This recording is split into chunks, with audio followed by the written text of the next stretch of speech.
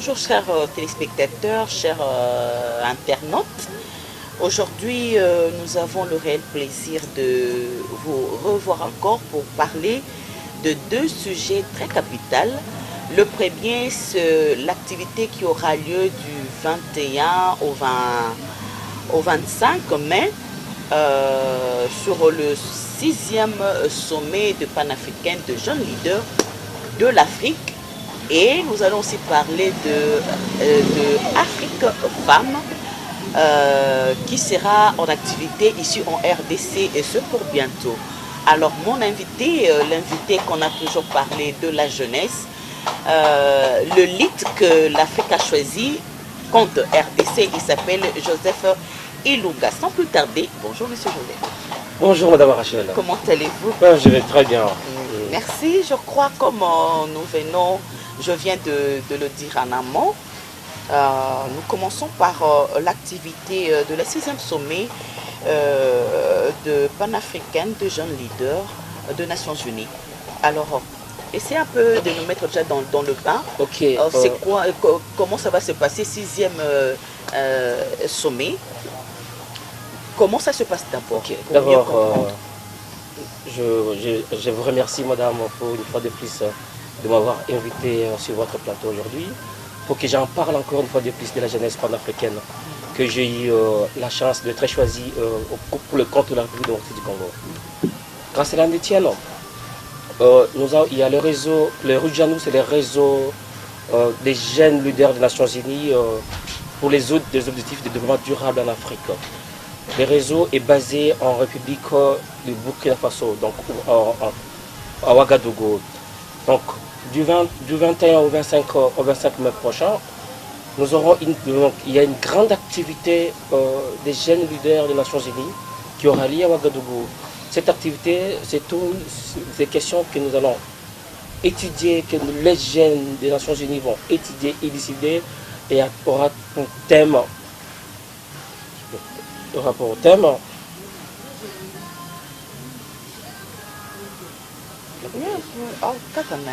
Il faut aussi les prendre quand ils regardent comme ça, hein, pour que la télé... Je vais mettre sous vide. Oui, au rapport au thème, vers l'appropriation des objectifs du développement durable, la contribution des jeunes au cœur du plan de rattrapage du VIH-Sida, l'objectif 90-90, et la capture du dividende démographique. Pourquoi avons-nous choisi ces thèmes? Aujourd'hui, le monde, dans le cadre des accords de la continuité de l'agenda post-2015, au niveau des nations, du concert des États, qu'on parle des Nations Unies, les États membres ont jugé bon de pouvoir pérenniser les acquis des OMD. Alors pour pérenniser ces acquis des OMD, on devait maintenant mettre en place des nouveaux mécanismes, des nouvelles approches, d'où aujourd'hui nous parlons des ODD. Alors, pour que ces ODD puissent avoir lieu, pour que ces ODD puissent être bien implémentés, nous les jeunes, nous avons une part active. Donc, c'est la raison pour laquelle nous les jeunes des Nations Unies, en général, c'est de l'Afrique en particulier, nous allons nous retrouver du 21 au 25 juin prochain pour discuter de ces thématiques, voir dans quel cadre nous, la jeunesse panafricaine, allons contribuer à la tête de l'agenda 2063 des Nations Unies. Alors, revenons sur le thème, parce que le thème c'est un peu large et un peu compliqué aussi. Il faudrait essayer de le décortiquer mot à mot pour que nos téléspectateurs puissent comprendre. Parlons d'abord du développement. C'est très capital, parce qu'aujourd'hui, c'est comme si l'Afrique ne se développe pas totalement. Il y a beaucoup de lacunes. Même parlons de la RDC, parce que vous allez représenter la RDC. Et comment pourriez-vous intervenir sur le plan de développement et surtout de jeunes dans cette 6e édition? Parce que la RDC se retrouve devant un problème du développement. Les jeunes n'ont pas le libre accès pour exceller dans ce qu'ils font. Comment pensez-vous aider les jeunes là-dessus? Ok, merci beaucoup pour la question, madame. Ça me va droit au cœur. Donc, je répondrai par ma double casquette aussi, parce que à la fois, être leader des jeunes, je suis aussi un des experts techniciens au sein d'une grande institution de coordination des gestionnaires de projets programmes en RDC. Comme vous le savez, le ministère du Plan de la République démocratique du Congo a pour mission la coordination des projets programmes. C'est dans ces optiques que le ministère du Plan accompagne la vision du gouvernement. Quand je dis accompagne la vision du gouvernement, nous traduisons la vision du gouvernement en politique et programme. Pour répondre à votre question tout à l'heure, madame, le développement, c'est un ensemble de mécanismes et des outils qui doivent être mis ensemble, mis en synergie, en corrélation, pour répondre à un besoin spécifique bien donné. Donc, parlons du développement pour le compte de la RDC. Aujourd'hui, dans les jours à venir, la RDC sera dotée d'un plan programmatique quinquennal qui couvrira la période 2018 jusqu'en 2022. Pourquoi nous parlons d'un plan programmatique? Parce que le développement en soi est d'une manière est étalé sur un plan, sur une vision, et cette vision, elle est séquentielle. Pourquoi je parle de séquence? Je me dis, aujourd'hui, quand vous attendez dans les médias, on parle de l'émergence, du pays émergent. L'émergence, c'est à l'horizon 2030, parce que tout le monde s'est inscrit dans les cadres de l'agenda 2030 des Nations Unies et de l'agenda 2063 de l'Union africaine. Ce sont des visions à long terme. Ces visions à long terme demandent un cadre programmatique qui va avec. Pour qu'il y ait un cadre programmatique, il doit y avoir une étude de faisabilité au préalable. Et cette étude de faisabilité, au niveau de la RDC, nous les faisons sur le plan sectoriel. Quand on parle de sectoriel, ça englobe tous les secteurs de la vie nationale, à partant de l'éducation, de la santé, des infrastructures. Donc tous les secteurs possibles qui concourent à la réalisation des indicateurs du dividende socio-économique de la RDC prennent part dans ces travaux.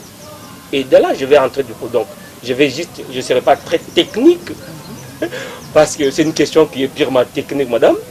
Juste pour essayer d'élucider les concepts techniques de cette approche, pour essayer d'être un peu plus pointu à votre réponse, dans la réponse que je suis en train de donner à votre question. Pour qu'il y ait une synergie dans le cadre programmatique dont je viens de parler si haut, il y a ce qu'on appelle dans chaque ministère aujourd'hui, nous avons ce que nous appelons le DEP, les directions d'études et de planification.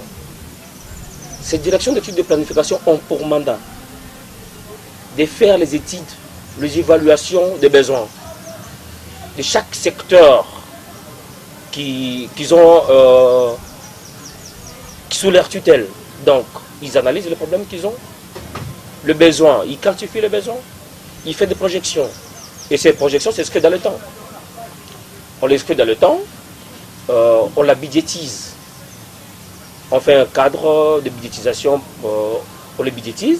C'est à fonction de ça que nous, le ministère du Plan, nous avons au sein du ministère du Plan une direction qui s'occupe de la coordination de DEP sectoriel, qui s'appelle la COSEP. Il a pour mandat d'accompagner toutes les directions sectorielles des différents ministères de la République, afin de les accompagner dans le cadre de la planification. Quand on parle du développement, madame, automatiquement, il y a les effets de corrélation avec la planification qui entrent dans les jeux. Non, parce que là, vous avez dit la réponse était de deux volets. Vous avez parlé que d'un seul volet qui est dans votre domaine, proprement dit. Alors, au niveau de l'Afrique, parce que là, vous allez réunir toutes les jeunes pour parler de développement de l'Afrique. Voilà, une très bonne question encore. Donc, maintenant, je réponds pas en tant qu'expert technicien en charge de la planification et du développement, mais je réponds en tant que leader. Voilà. En tant que leader de la jeunesse. C'est ça. Du côté de la jeunesse, le but, donc les objectifs que nous... Donc le bien fondé de ce sommet, c'est quoi? Pouvoir récolter les réflexions des jeunes. Parce que je suis responsable du panel gouvernance démocratique et économique que je vais présider au sein de ce sommet. Le rôle, c'est quoi? Moi, je ferai une présentation Donc vous serez parmi les intervenants. Oui, oui, je suis parmi les intervenants, madame. Je ferai une présentation sur l'approche du développement d'une manière intégrale et les effets, les corrélations qui vont avec. Et quelles sont les politiques publiques que nos États doivent mettre en place pour accompagner le développement.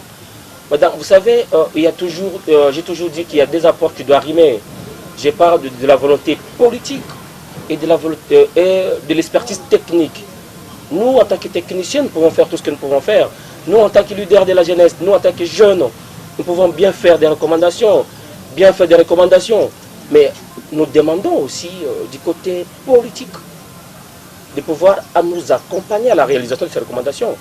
Parce qu'aujourd'hui, je n'occupe pas un poste de responsabilité au sein de la République. Je ne peux pas engager une institution publique comme telle. Mais le ministre ayant le plan dans ses attributions, le ministre ayant la jeunesse dans ses attributions, tous ces ministres qui ont le portefeuille de l'État doivent travailler en synergie avec les jeunes, doivent travailler en synergie avec le leader des jeunes. Parce que nous, notre rôle, c'est d'accompagner le gouvernement.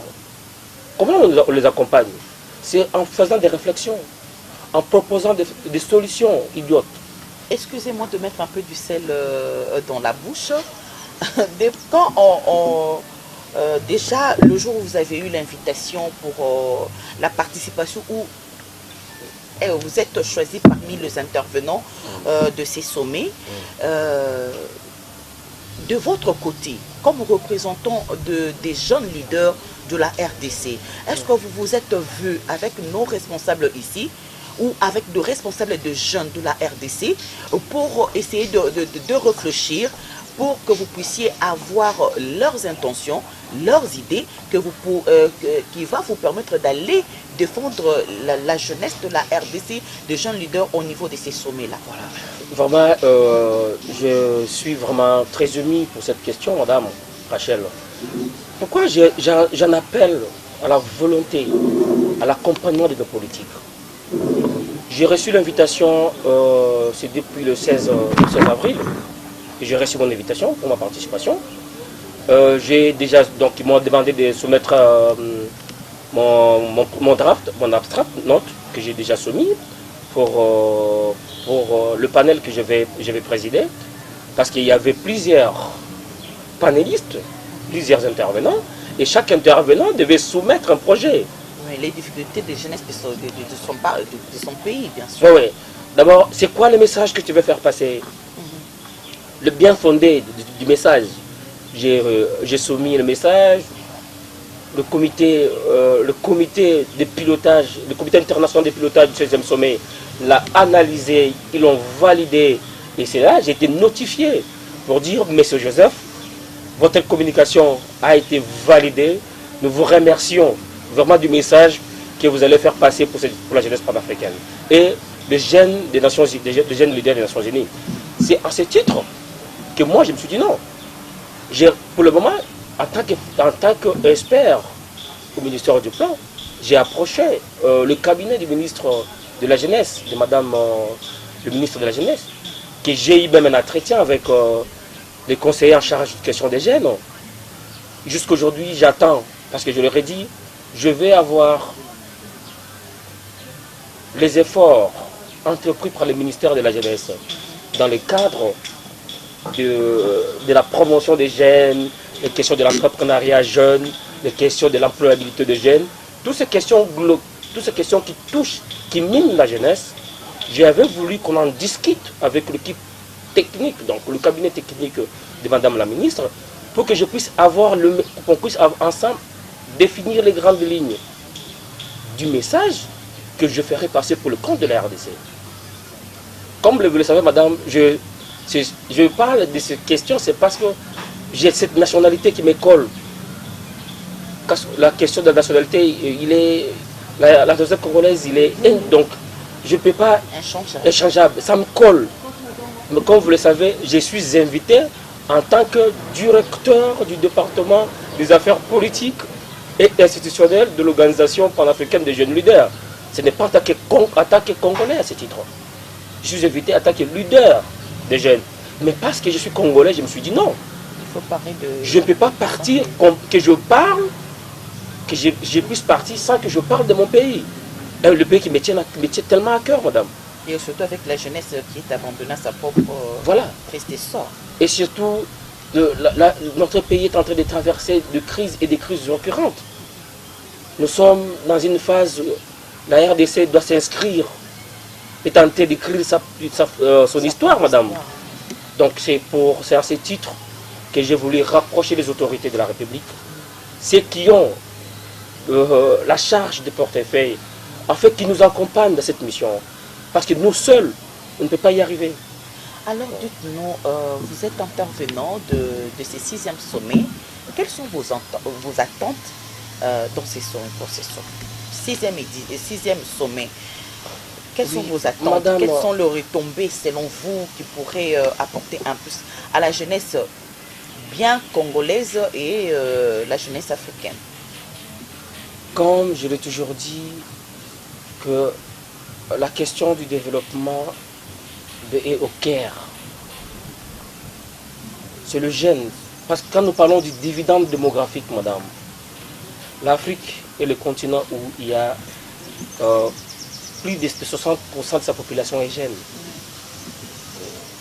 Et nous devons aujourd'hui s'en approprier cette question du dividende démographique parce qu'il a ses avantages et ses inconvénients. Du point de vue avantage, cette jeunesse a une forte potentiel. Cette jeunesse peut contribuer à l'essor du développement socio-économique de chaque État. Mais si cette question n'est pas prise en compte, si toutes ces recommandations que nous formulons à l'égard de nos gouvernants ne sont pas prises en compte, il y a ce qu'on appelle les effets dévastateurs qui viendront après.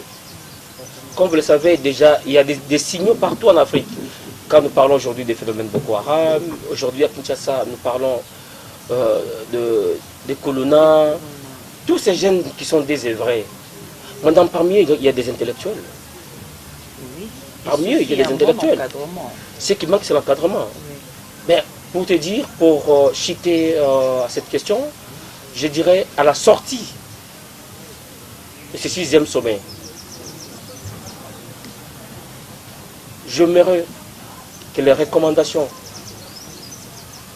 qui sortiront de ces sommets puissent être appliquées, puissent être mises en œuvre, puissent être accompagnées. Moi, j'ai toujours dit, le poste politique, je n'en ai pas besoin. J'aime être technicien. Je me sens mieux quand je suis dans ma peau de technicien. Mais c'est incroyable parce qu'aujourd'hui, beaucoup de jeunes inspirent à la politique. Avoir un poste ministériel, mandataire. Mais pourquoi vous internez, vous voulez rester que dans être techniquement parlant? Oui, madame, j'aime rester technicien parce que en étant technicien, j'apporte mon savoir-faire. Hein? J'apporte ma petite contribution. Tu sais, quand on occupe le poste décisionnel, ce n'est pas facile, madame. Toutes ces pressions qu'ils ont, je comprends bien, il y a des charges qui vont avec. Ce n'est pas parce qu'on n'a pas besoin demain ou après-demain d'occuper des postes, de postes à haute responsabilité. Oui, on peut bien le faire. Mais il y a des étapes à franchir, madame. Je ne suis pas de ceux qui aiment la facilité. Je suis de ceux-là qui aiment travailler. J'aime la méritocratie, madame. Merci beaucoup. Là, c'était la toute première partie. Monsieur Joseph Ilunga a essayé de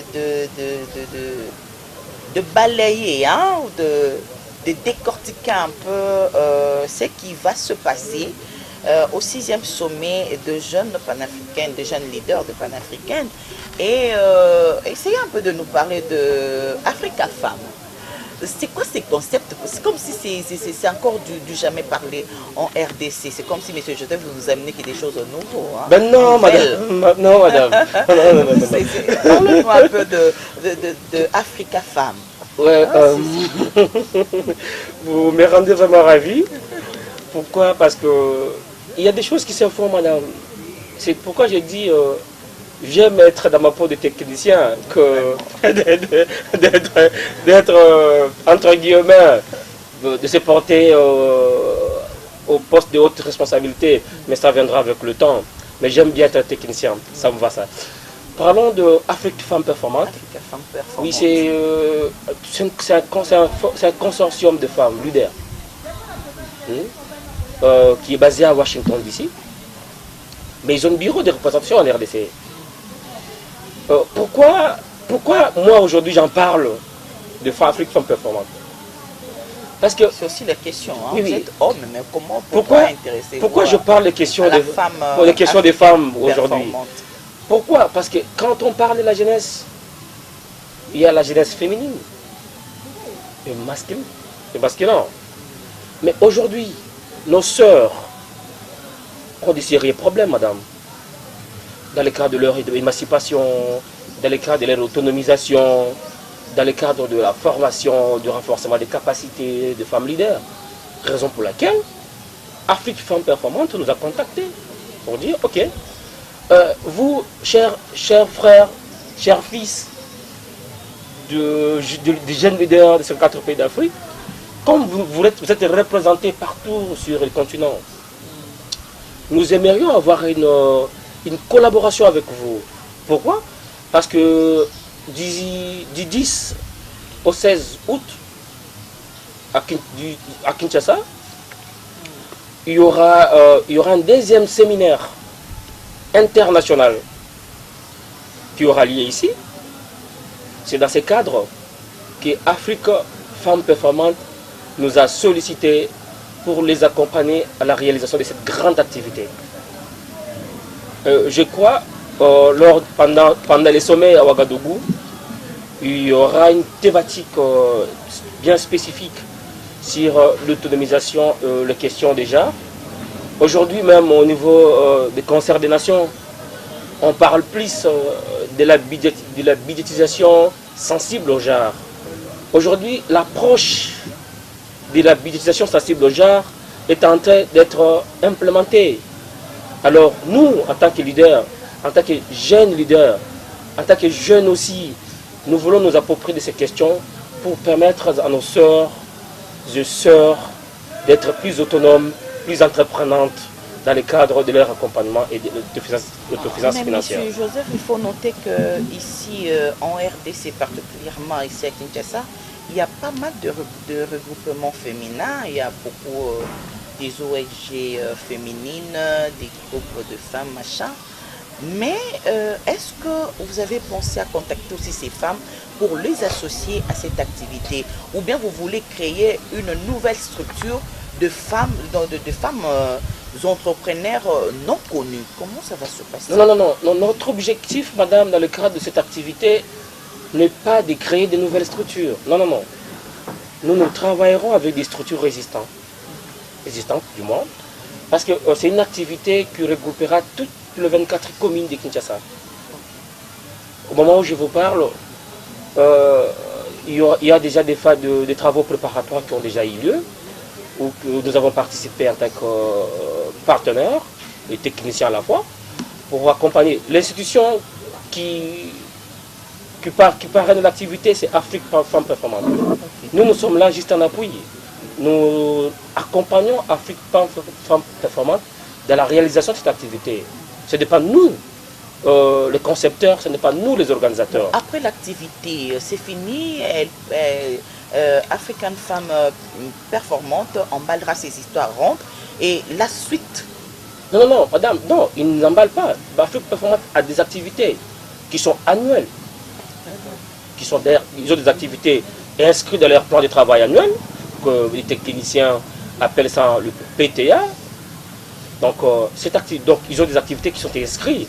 En dehors de ces activités, pendant le mois de mars, ils organisent un forum international à Washington, où ils regroupent toutes les femmes entreprenantes, leaders du monde, pour parler de questions liées à l'entrepreneuriat de femmes, à l'autonomisation de femmes, toutes les questions qui sont liées au genre. Ils se regroupent chaque année en mois de mars à Washington, où ils ont des sessions de travaux pour faire des réflexions, comment essayer d'accompagner les l'entrepreneuriat femmes, ainsi de suite. C'est dans ces cadres qu'ils veulent organiser pour la deuxième fois à Kinshasa. Mais c'est une première. Une première. Parce qu'en 2016, bon, nous on n'était pas encore là. En 2016, j'étais de l'autre côté du continent. Maintenant, en 2018, aujourd'hui, je me vois heureux. Surtout que Afrique Femmes Performantes puisse reconnaître les efforts que le G54 Afrique est en train de rendre auprès de jeunes. Raison pour laquelle Afrique Femmes Performantes nous a contactés.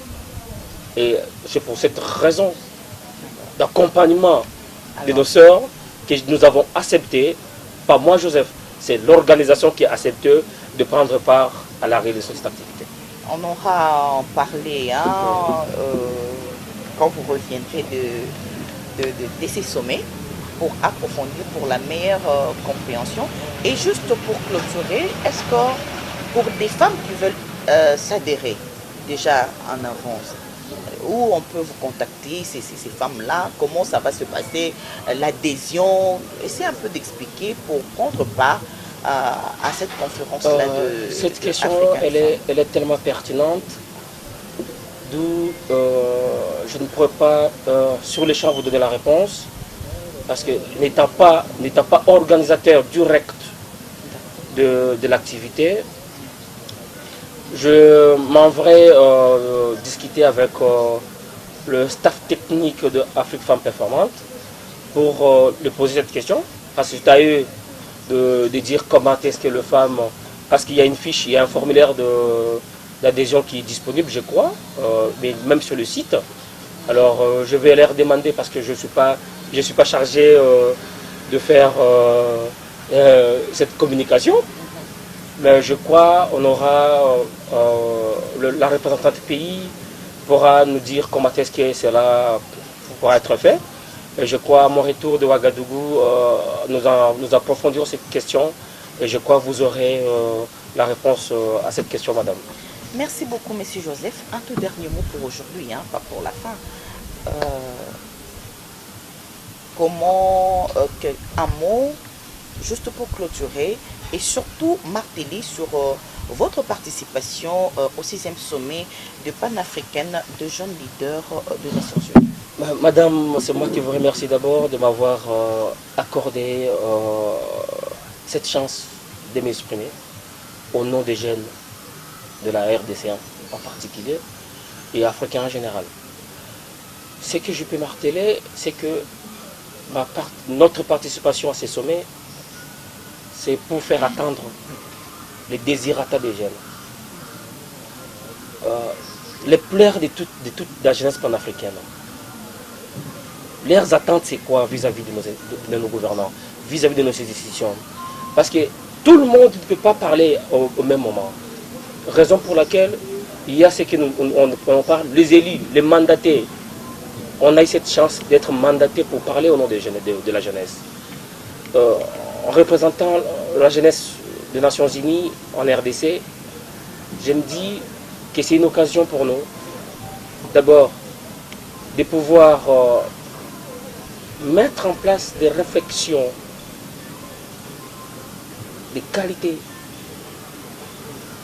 qui doivent répondre aux besoins et à la demande de la jeunesse. Surtout la plus grande question qui est la question de l'employabilité des jeunes. Aujourd'hui, les jeunes ont un problème, c'est le chômage qui le terrasse, madame. Comment accompagner nos États? Comment accompagner les institutions à pouvoir créer des emplois décents pour ces jeunes diplômés, pour ces jeunes qui, le matin, chaque jour, sont en train de chercher des postes. Ce n'est pas seulement travailler dans les institutions qui nous importent. Comment aussi les gouvernants, comment nos institutions peuvent nous accompagner pour mettre en place des mécanismes d'accompagnement entrepreneurial. Parce que oui, il n'y a pas assez de places partout, oui, ça on le sait. Mais pourquoi rendre ces jeunes autonomes eux-mêmes? Mettre des mesures, des mécanismes d'accompagnement.